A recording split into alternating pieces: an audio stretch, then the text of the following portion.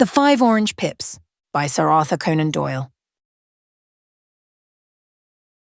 When I glance over my notes and records of the Sherlock Holmes cases between the years 82 and 90, I am faced by so many which present strange and interesting features that it is no easy matter to know which to choose and which to leave. Some, however, have already gained publicity through the papers, and others have not offered a field for those peculiar qualities which my friend possessed in so high a degree, and which it is the object of these papers to illustrate. Some, too, have baffled his analytical skill, and would be, as narratives, beginnings without an ending, while others have been but partially cleared up, and have their explanations founded rather upon conjecture and surmise than on that absolute logical proof which was so dear to him. There is, however, one of these last which was so remarkable in its details and so startling in its results that I am tempted to give some account of it in spite of the fact that there are points in connection with it which never have been, and probably never will be, entirely cleared up. The year 87 furnished us with a long series of cases of greater or less interest, of which I retain the records. Among my headings under this 112 months, I find an account of the adventure of the Paradol Chamber, of the Amateur Mendicant Society, who held a luxurious club in the lower vault of a furniture warehouse, of the facts connected with the loss of the British barque Sophie Anderson, of the singular adventures of the Grice Pattersons in the island of Uffa, and finally of the Camberwell poisoning case.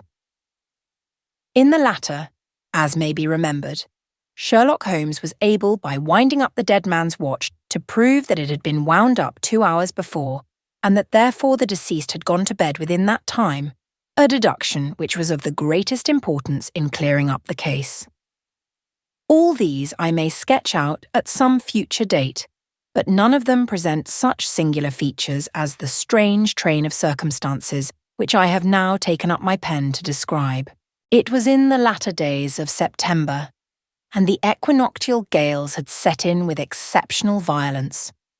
All day the wind had screamed and the rain had beaten against the windows, so that even here in the heart of great handmade London we were forced to raise our minds for the instant from the routine of life, and to recognise the presence of those great elemental forces which shriek at mankind through the bars of his civilization, like untamed beasts in a cage.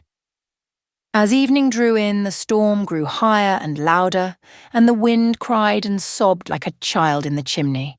Sherlock Holmes sat moodily at one side of the fireplace, cross-indexing his records of crime, while I at the other was deep in one of Clark Russell's fine sea stories until the howl of the gale from without seemed to blend with the text and the splash of the rain to lengthen out into the long swash of the sea waves.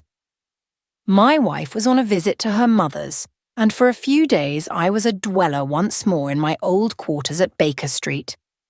"Why," said I, glancing up at my companion, "that was surely the bell. Who could come tonight? Some friend of yours, perhaps?" "Except yourself, I have none," he answered. "I do not encourage visitors." "A client, then?" "If so, it is a serious case. Nothing less would bring a man out on such a day and at such an hour. But I take it that it is more likely to be some crony of the landlady's." Sherlock Holmes was wrong in his conjecture, however, for there came a step in the passage and a tapping at the door. He stretched out his long arm to turn the lamp away from himself and towards the vacant chair upon which a newcomer must sit. "Come in," said he. The man who entered was young, some 22 at the outside, well-groomed and trimly clad, with something of refinement and delicacy in his bearing. The streaming umbrella which he held in his hand and his long shining waterproof told of the fierce weather through which he had come.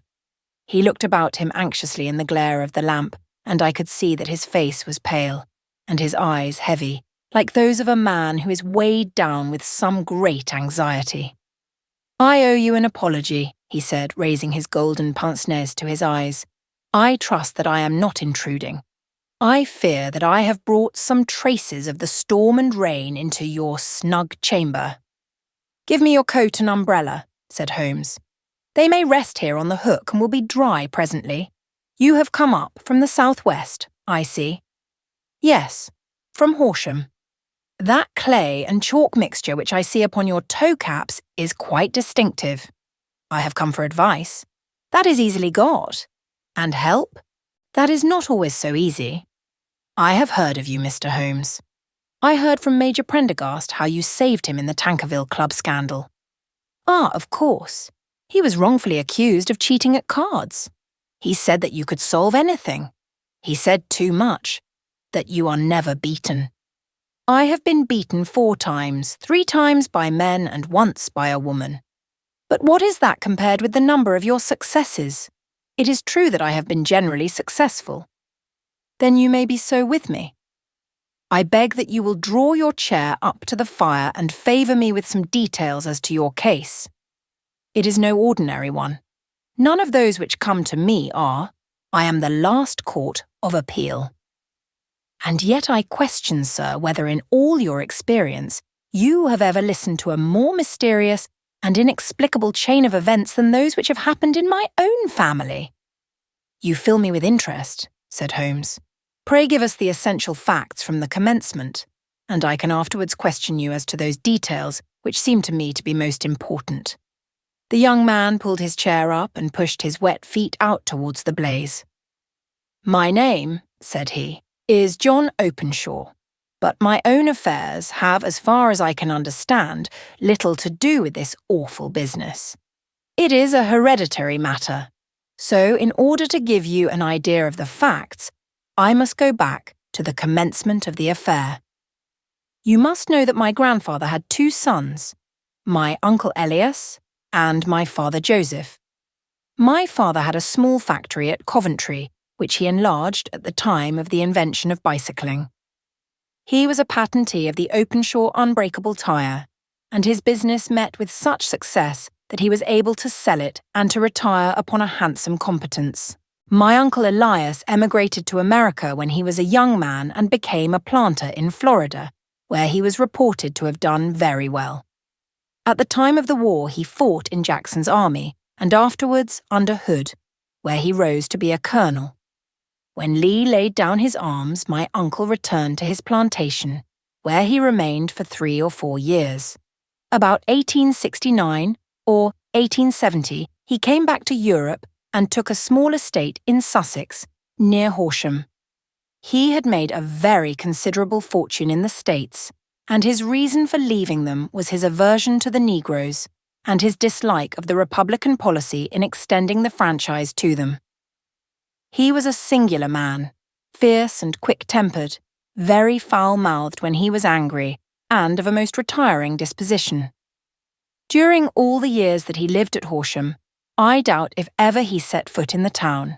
He had a garden and 2 or 3 fields round his house, and there he would take his exercise, though very often for weeks on end he would never leave his room. He drank a great deal of brandy and smoked very heavily, but he would see no society and did not want any friends, not even his own brother. He didn't mind me. In fact, he took a fancy to me, for at the time when he saw me first, I was a youngster of 12 or so. This would be in the year 1878, after he had been 8 or 9 years in England. He begged my father to let me live with him, and he was very kind to me in his way. When he was sober, he used to be fond of playing backgammon and draughts with me, and he would make me his representative both with the servants and with the tradespeople, so that by the time that I was 16 I was quite master of the house. I kept all the keys and could go where I liked and do what I liked, so long as I did not disturb him in his privacy. There was one singular exception, however, for he had a single room, a lumber room up among the attics, which was invariably locked, and which he would never permit either me or anyone else to enter. With a boy's curiosity, I have peeped through the keyhole, but I was never able to see more than such a collection of old trunks and bundles as would be expected in such a room. One day, it was in March, 1883, a letter with a foreign stamp lay upon the table in front of the Colonel's plate.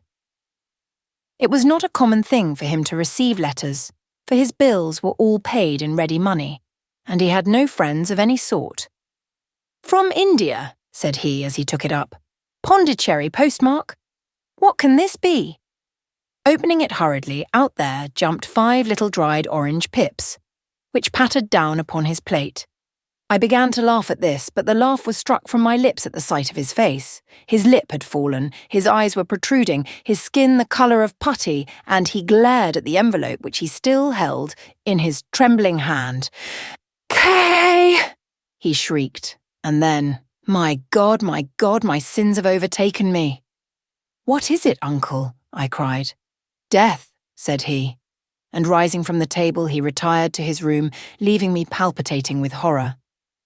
I took up the envelope and saw scrawled in red ink upon the inner flap, just above the gum, the letter K 3 times repeated. There was nothing else save the 5 dried pips.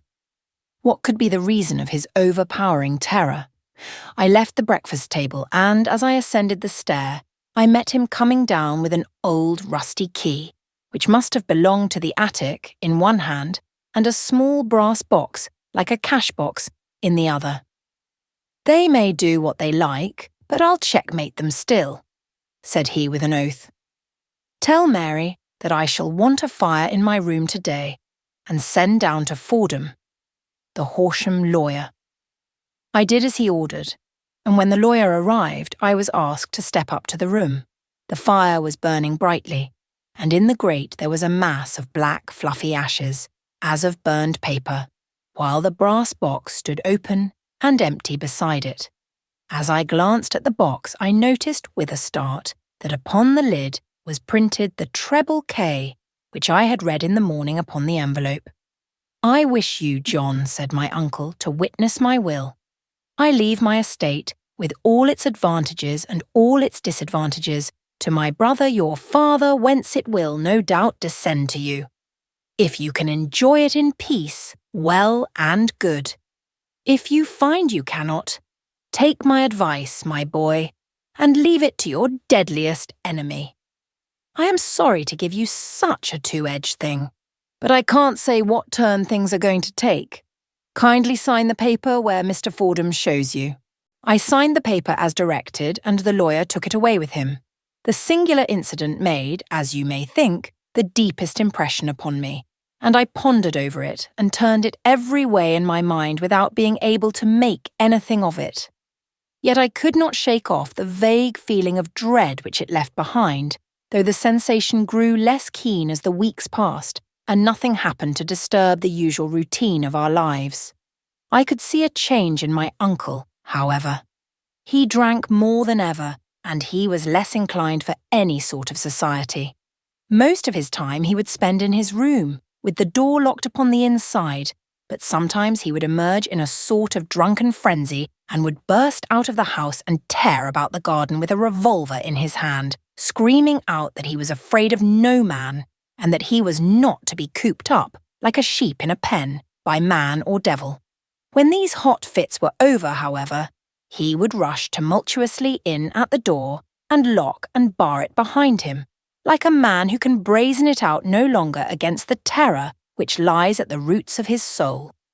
At such times I have seen his face, even on a cold day, glisten with moisture, as though it were new raised from a basin. Well, to come to an end of the matter, Mr. Holmes, and not to abuse your patience, there came a night when he made one of those drunken sallies from which he never came back. We found him, when we went to search for him, face downward in a little green-scummed pool which lay at the foot of the garden.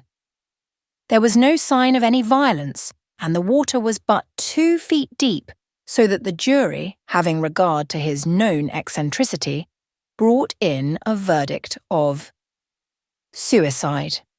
But I, who knew how he winced from the very thought of death, had much ado to persuade myself that he had gone out of his way to meet it. The matter passed, however, and my father entered into possession of the estate and of some £14,000, which lay to his credit at the bank. "One moment," Holmes interposed. "Your statement is, I foresee, one of the most remarkable to which I have ever listened. Let me have the date of the reception by your uncle of the letter and the date of his supposed suicide." "The letter arrived on March 10th, 1883. His death was 7 weeks later, upon the night of May 2nd. Thank you. Pray proceed. When my father took over the Horsham property, he, at my request, made a careful examination of the attic, which had been always locked up. We found the brass box there, although its contents had been destroyed. On the inside of the cover was a paper label with the initials of KKK repeated upon it, and letters, memoranda, receipts, and a register written beneath. These, we presume, indicated the nature of the papers which had been destroyed by Colonel Openshaw. For the rest, there was nothing of much importance in the attic save a great many scattered papers and notebooks bearing upon my uncle's life in America. Some of them were of the wartime and showed that he had done his duty well and had borne the repute of a brave soldier. Others were of a date during the reconstruction of the Southern states and were mostly concerned with politics, for he had evidently taken a strong part in opposing the carpet-bag politicians who had been sent down from the north. Well, it was the beginning of '84 when my father came to live at Horsham, and all went as well as possible with us until the January of '85. On the 4th day after the New Year, I heard my father give a sharp cry of surprise as we sat together at the breakfast table. There he was, sitting with a newly opened envelope in one hand and 5 dried orange pips in the outstretched palm of the other one. He had always laughed at what he called my cock and bull story about the colonel, but he looked very scared and puzzled now that the same thing had come upon himself. "Why, what on earth does this mean, John?" he stammered. My heart had turned to lead. "It is KKK," said I. He looked inside the envelope. "So it is," he cried. "Here are the very letters, but what is this written above them?" "Put the papers on the sundial," I read, peeping over his shoulder. "What papers? What sundial?" he asked. "The sundial in the garden. There is no other," said I. "But the papers must be those that are destroyed." "Pooh," said he, gripping hard at his courage. "We are in a civilized land here, and we can't have tomfoolery of this kind. Where does the thing come from?" "From Dundee," I answered, glancing at the postmark. "Some preposterous practical joke," said he. "What have I to do with sundials and papers? I shall take no notice of such nonsense." "I should certainly speak to the police," I said. "And be laughed at for my pains. Nothing of the sort." "Then let me do so." "No, I forbid you. I won't have a fuss made about such nonsense." It was in vain to argue with him, for he was a very obstinate man.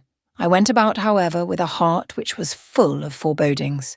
On the 3rd day after the coming of the letter, my father went from home to visit an old friend of his, Major Freebody, who is in command of one of the forts upon Portsdown Hill. I was glad that he should go, for it seemed to me that he was farther from danger when he was away from home. In that, however, I was in error. Upon the 2nd day of his absence, I received a telegram from the Major, imploring me to come at once. My father had fallen over one of the deep chalk pits which abound in the neighbourhood, and was lying senseless, with a shattered skull. I hurried to him, but he passed away without having ever recovered his consciousness. He had, as it appears, been returning from Fareham in the twilight, and as the country was unknown to him, and the chalk pit unfenced, the jury had no hesitation in bringing in a verdict of death from accidental causes. Carefully, as I examined every fact connected with his death, I was unable to find anything which could suggest the idea of murder. There were no signs of violence, no footmarks, no robbery, no record of strangers having been seen upon the roads. And yet I need not tell you that my mind was far from at ease, and that I was well nigh certain that some foul plot had been woven round him. In this sinister way I came into my inheritance. You will ask me why I did not dispose of it. I answer because I was well convinced that our troubles were in some way dependent upon an incident in my uncle's life, and that the danger would be as pressing in one house as in another. It was in January '85 that my poor father met his end, and 2 years and 8 months have elapsed since then. During that time I have lived happily at Horsham, and I had begun to hope that this curse had passed away from the family, and that it had ended with the last generation. I had begun to take comfort too soon, however. Yesterday morning the blow fell in the very shape in which it had come upon my father. The young man took from his waistcoat a crumpled envelope, and turning to the table he shook out upon it 5 little dried orange pips. "This is the envelope," he continued. "The postmark is London, Eastern Division. Within are the very words which were upon my father's last message. KKK. And then put the papers on the sundial." "What have you done?" asked Holmes. "Nothing." "Nothing?" To tell the truth, he sank his face into his thin white hands. I have felt helpless. I have felt like one of those poor rabbits when the snake is writhing towards it. I seem to be in the grasp of some resistless, inexorable evil, which no foresight and no precautions can guard against. "Wah! Tut, tut!" cried Sherlock Holmes. "You must act, man, or you are lost. Nothing but energy can save you. This is no time for despair. I have seen the police. Ah! But they listened to my story with a smile. I am convinced that the inspector has formed the opinion that the letters are all practical jokes, and that the deaths of my relations were really accidents, as the jury stated, and were not to be connected with the warnings." Holmes shook his clenched hands in the air. "Incredible imbecility," he cried. "They have, however, allowed me a policeman who may remain in the house with me." "Has he come with you tonight?" "No. His orders were to stay in the house." Again Holmes raved in the air. "Why did you come to me?" he said. "And above all, why did you not come at once?" "I did not know. It was only today that I spoke to Major Prendergast about my troubles and was advised by him to come to you. It is really 2 days since you had the letter. We should have acted before this. You have no further evidence, I suppose, than that which you have placed before us. No suggestive detail which might help us." "There is one thing," said John Openshaw. He rummaged in his coat pocket and, drawing out a piece of discoloured blue-tinted paper, he laid it out upon the table. "I have some remembrance," said he, "that on the day when my uncle burned the papers, I observed that the small unburned margins which lay amid the ashes were of this particular colour. I found this single sheet upon the floor of his room, and I am inclined to think that it may be one of the papers which has, perhaps, fluttered out from among the others, and in that way has escaped destruction. Beyond the mention of pips, I do not see that it helps us much. I think myself that it is a page from some private diary. The writing is, undoubtedly, my uncle's." Holmes moved the lamp, and we both bent over the sheet of paper, which showed by its ragged edge that it had indeed been torn from a book. It was headed March 1869, and beneath were the following enigmatical notices. 4th, Hudson came, same old platform. 7th, set the pips on Macaulay Paramore and John Swain of St. Augustine. 9th, Macaulay cleared. 10th, John Swain cleared. 12th, visited Paramore. All well. "Thank you," said Holmes, folding up the paper and returning it to our visitor. "And now you must on no account lose another instant. We cannot spare time even to discuss what you have told me. You must get home instantly and act." "What shall I do?" "There is but one thing to do. It must be done at once. You must put this piece of paper which you have shown us into the brass box which you have described. You must also put in a note to say that all the other papers were burned by your uncle, and that this is the only one which remains. You must assert that in such words as will carry conviction with them. Having done this, you must at once put the box out upon the sundial as directed. Do you understand?" "Entirely." "Do not think of revenge or anything of the sort at present. I think that we may gain that by means of the law, but we have our web to weave while theirs is already woven. The first consideration is to remove the pressing danger which threatens you. The second is to clear up the mystery and to punish the guilty parties." "I thank you," said the young man, rising and pulling on his overcoat. "You have given me fresh life and hope. I shall certainly do as you advise. Do not lose an instant. And above all, take care of yourself in the meanwhile, for I do not think that there can be a doubt that you are threatened by a very real and imminent danger." "How do you go back?" "By train from Waterloo. It is not yet 9. The streets will be crowded, so I trust that you may be in safety. And yet, you cannot guard yourself too closely. I am armed. That is well. Tomorrow I shall set to work upon your case." "I shall see you at Horsham, then?" "No, your secret lies in London. It is there that I shall seek it." "Then I shall call upon you in a day, or in 2 days, with news as to the box and the papers. I shall take your advice in every particular." He shook hands with us and took his leave. Outside, the wind still screamed and the rain splashed and pattered against the windows. This strange, wild story seemed to have come to us from amid the mad elements, blown in upon us like a sheet of seaweed in a gale, and now to have been reabsorbed by them once more. Sherlock Holmes sat for some time in silence, with his head sunk forward and his eyes bent upon the red glow of the fire. Then he lit his pipe, and leaning back in his chair, he watched the blue smoke rings as they chased each other up to the ceiling. "I think, Watson," he remarked at last, "that of all our cases we have had none more fantastic than this. Save, perhaps, the sign of 4. Well, yes, save perhaps that. And yet this John Openshaw seems to me to be walking amid even greater perils than did the Sholtos. But have you, I asked, formed any definite conception as to what these perils are?" "There can be no question as to their nature," he answered. "Then what are they? Who is this KKK, and why does he pursue this unhappy family?" Sherlock Holmes closed his eyes and placed his elbows upon the arms of his chair with his fingertips together. "The ideal reasoner," he remarked, "would, when he had once been shown a single fact in all its bearings, deduce from it not only all the chain of events which led up to it, but also all the results which would follow from it. As Cuvier could correctly describe a whole animal by the contemplation of a single bone, so the observer who has thoroughly understood one link in a series of incidents should be able to accurately state all the other ones both before and after. We have not yet grasped the results which the reason alone can attain to.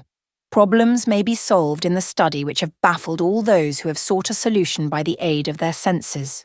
To carry the art, however, to its highest pitch, it is necessary that the reasoner should be able to utilize all the facts which have come to his knowledge, and this in itself implies, as you will readily see, a possession of all knowledge, which even in these days of free education and encyclopedias is a somewhat rare accomplishment.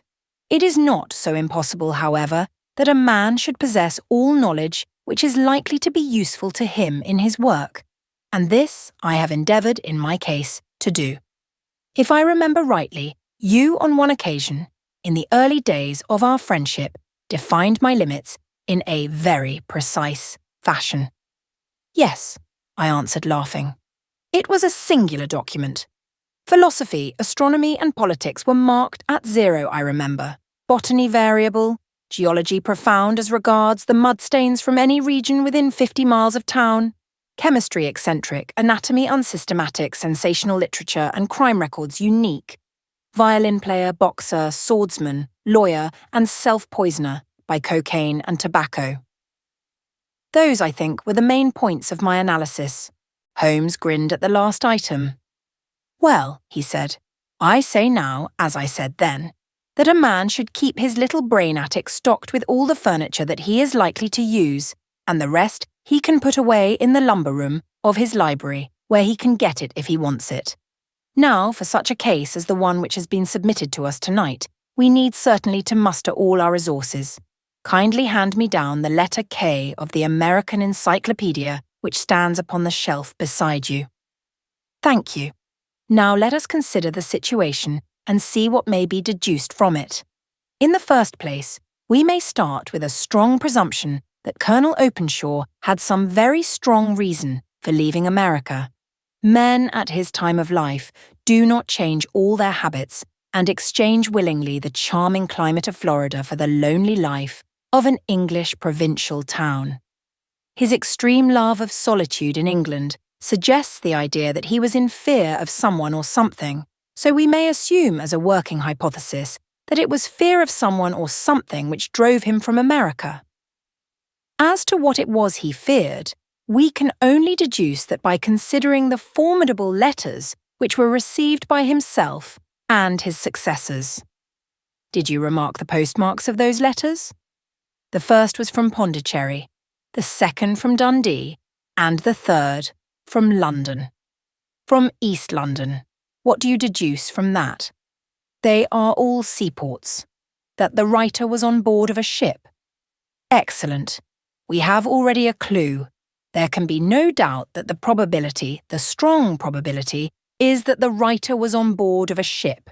And now, let us consider another point. In the case of Pondicherry, 7 weeks elapsed between the threat and its fulfilment. In Dundee, it was only some 3 or 4 days. Does that suggest anything? A greater distance to travel. But the letter had also a greater distance to come. Then I do not see the point. There is at least a presumption that the vessel in which the man or men are is a sailing ship. It looks as if they always send their singular warning or token before them when starting upon their mission. You see how quickly the deed followed the sign when it came from Dundee. If they had come from Pondicherry in a steamer, they would have arrived almost as soon as their letter. But, as a matter of fact, 7 weeks elapsed. I think that those 7 weeks represented the difference between the mail boat which brought the letter and the sailing vessel which brought the writer. It is possible. More than that, it is probable. And now you see the deadly urgency of this new case and why I urged young Openshaw to caution. The blow has always fallen at the end of the time which it would take the senders to travel the distance. But this one comes from London, and therefore we cannot count upon delay. Good God, I cried, what can it mean, this relentless persecution? The papers which Openshaw carried are obviously of vital importance to the person or persons in the sailing ship. I think that it is quite clear that there must be more than one of them. A single man could not have carried out 2 deaths in such a way as to deceive a coroner's jury. There must have been several in it, and they must have been men of resource and determination. Their papers they mean to have be the holder of them who it may. In this way you see KKK ceases to be the initials of an individual and becomes the badge of a society. But of what society? Have you never, said Sherlock Holmes, bending forward and sinking his voice, have you never heard of the Ku Klux Klan? I never have. Holmes turned over the leaves of the book upon his knee. Here it is, said he presently. Ku Klux Klan, a name derived from the fanciful resemblance to the sound produced by cocking a rifle. This terrible secret society was formed by some ex-Confederate soldiers in the southern states after the Civil War, and it rapidly formed local branches in different parts of the country, notably in Tennessee, Louisiana, the Carolinas, Georgia, and Florida. Its power was used for political purposes, principally for the terrorizing of the Negro voters and the murdering and driving from the country of those who were opposed to its views. Its outrages were usually preceded by a warning sent to the marked man in some fantastic but generally recognized shape. A sprig of oak leaves in some parts, melon seeds or orange pips in others. On receiving this, the victim might either openly abjure his former ways or might fly from the country. If he braved the matter out, death would unfailingly come upon him, and usually in some strange and unforeseen manner. So perfect was the organization of the society, and so systematic its methods, that there is hardly a case upon record where any man succeeded in braving it with impunity. or in which any of its outrages were traced home to the perpetrators. For some years, the organization flourished in spite of the efforts of the United States government and of the better classes of the community in the South. Eventually, in the year 1869, the movement rather suddenly collapsed, although there have been sporadic outbreaks of the same sort since that date. "You will observe," said Holmes, laying down the volume, "that the sudden breaking up of the society was coincident with the disappearance of Openshaw from America with their papers. It may well have been cause and effect. It is no wonder that he and his family have some of the more implacable spirits upon their track. You can understand that this register and diary may implicate some of the first men in the South, and that there may be many who will not sleep easy at night until it is recovered. Then the page we have seen is such as we might expect. It ran, if I remember right, sent the pips to A, B, and C.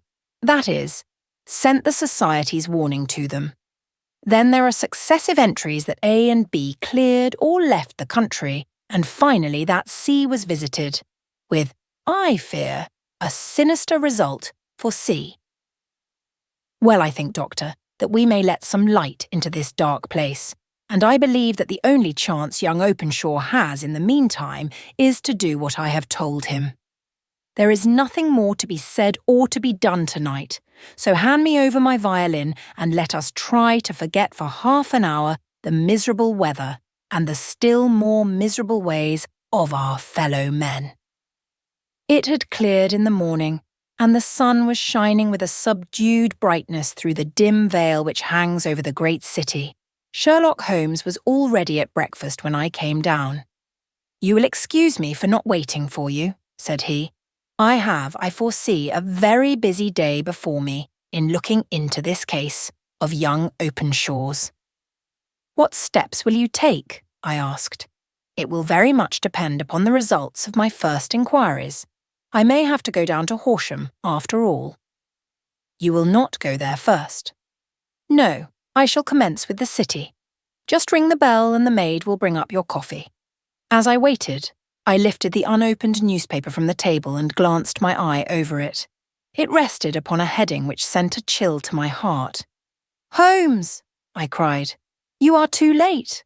"Ah," said he, laying down his cup. "I feared as much. How was it done?"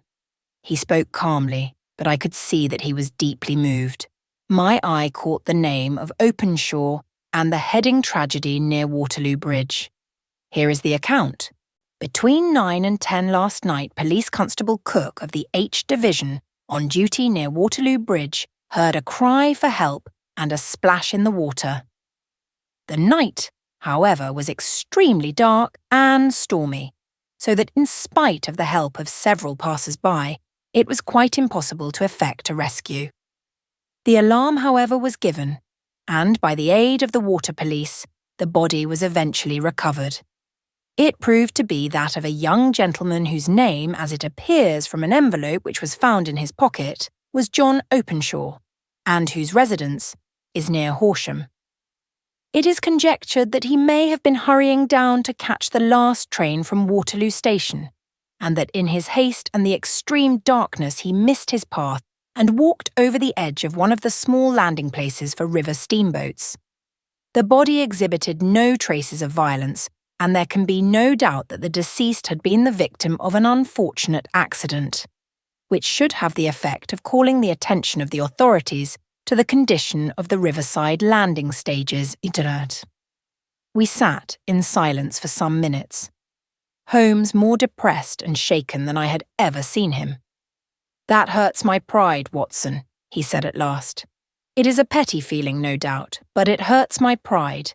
It becomes a personal matter with me now, and, if God sends me health, I shall set my hand upon this gang. That he should come to me for help, and that I should send him away to his death." He sprang from his chair and paced about the room in uncontrollable agitation, with a flush upon his sallow cheeks and a nervous clasping and unclasping of his long, thin hands.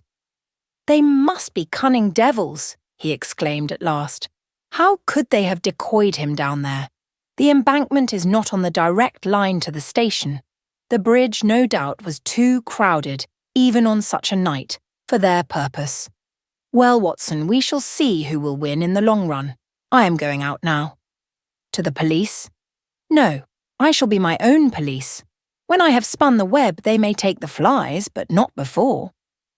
All day I was engaged in my professional work, and it was late in the evening before I returned to Baker Street. Sherlock Holmes had not come back yet. It was nearly 10 o'clock before he entered, looking pale and worn.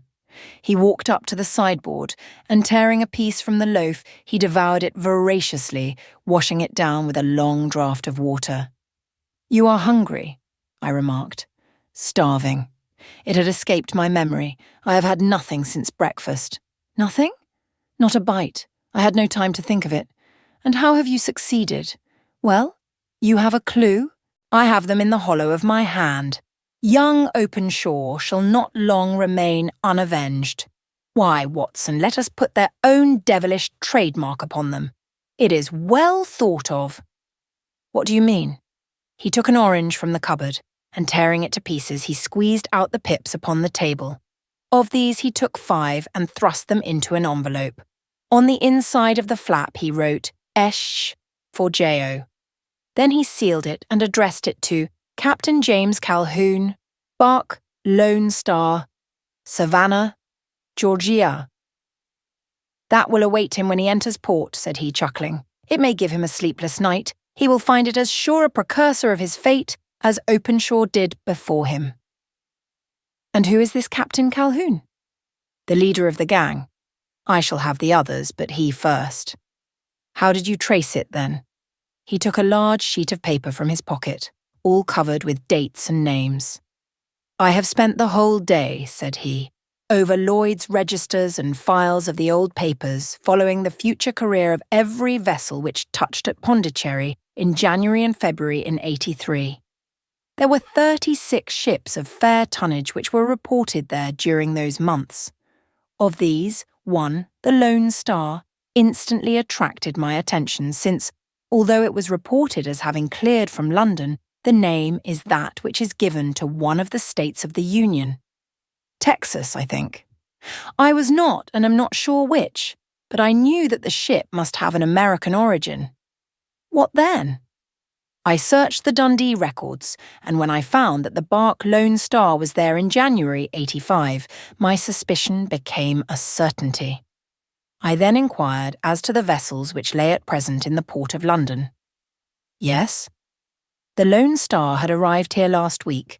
I went down to the Albert Dock and found that she had been taken down the river by the early tide this morning, homeward bound to Savannah. I wired to Gravesend and learned that she had passed some time ago, and as the wind is easterly, I have no doubt that she is now past the Goodwins and not very far from the Isle of Wight. What will you do, then? Oh, I have my hand upon him. He and the 2 mates are, as I learn, the only native-born Americans in the ship. The others are Finns and Germans. I know also that they were all 3 away from the ship last night. I had it from the stevedore who has been loading their cargo. By the time that their sailing ship reaches Savannah, the mail boat will have carried this letter, and the cable will have informed the police of Savannah that these 3 gentlemen are badly wanted here upon a charge of murder. There is ever a flaw, however, in the best laid of human plans, and the murderers of John Openshaw were never to receive the orange pips, which would show them that another, as cunning and as resolute as themselves, was upon their track. Very long and very severe were the equinoctial gales that year. We waited long for news of the Lone Star of Savannah, but none ever reached us. We did at last hear that somewhere far out in the Atlantic a shattered sternpost of a boat was seen swinging in the trough of a wave, with the letters LS carved upon it, and that is all which we shall ever know of the fate of the Lone Star.